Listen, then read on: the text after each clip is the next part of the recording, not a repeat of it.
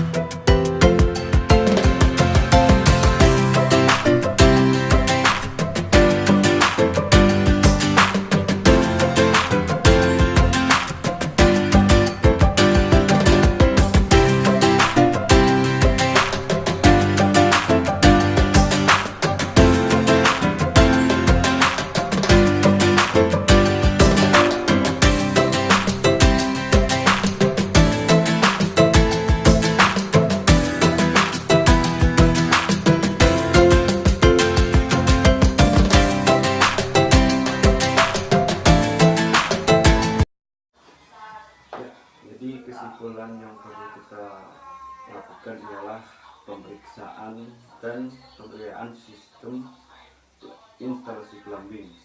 Pemeriksaan dilakukan pada tandon air, yaitu dengan pemeriksaan bagian dalam, pencemaran tangki, pemeriksaan kualitas air, dan pemeriksaan ketinggian muka air.